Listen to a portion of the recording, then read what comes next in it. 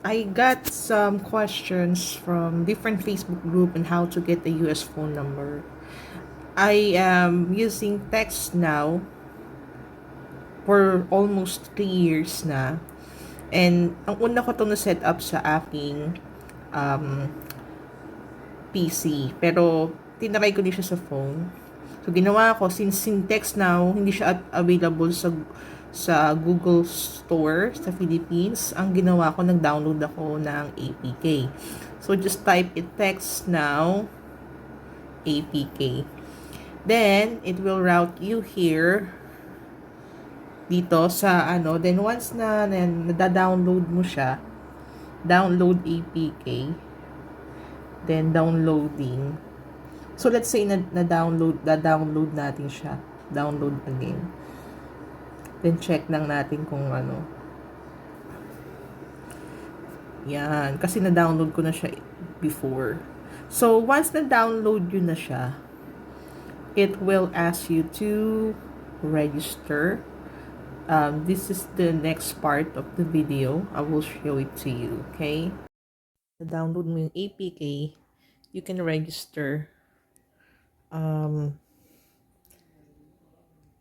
Kasi before I use this, makapag-register ako sa web. I'm trying to use it sa mobile to see if it will work. So, yon. Ngayon is, you just choose what email address. So, I'm using my email address na sa academy. Just save mo lang. Don't use. You don't have enter. So, area code, let's say, antay ng phone number from, hanap tayo dito ng Google. Area code, let's say, sa Florida, Miami. 786, let's try this. As normally dito, mag-isip ka lang, try ka lang ng try. Minsan hindi kasi nagaan eh. O kapag ganyan, okay, ayaw ulit. So, i-ano mo lang ulit, balik ka ulit. Yun ang problema sa ano eh. Don't use my location. So, hanap naman tayo ng ano, let's say, 407.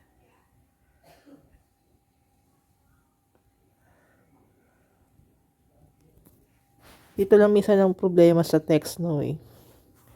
Trying to pick your area. Ayaw ulit. So, balik tayo ulit sa Textnow. Use my location. Get phone numbers. Ayun. So, get the phone. Okay, choose. Let's say 213. Let's date this one. Continue. So, kailangan pala mag-choose ka. Ayan. So, ngayon, actually, may mga iba na sigurong gumamit ng phone number na to. So, this is my account. I already have Textnow account here on my phone. So, ang ano lang, madali lang siya guys. You can try. Pero hindi ko pa na-try if applicable to sa ibang phone. So, I'm using Samsung. And as of this moment, I was able to use Textnow. I was able to register.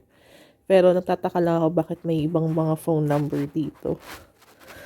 Maybe siguro naka-assign na to dati. May na-assign na tong phone number na to dati. Ayan. Thank you.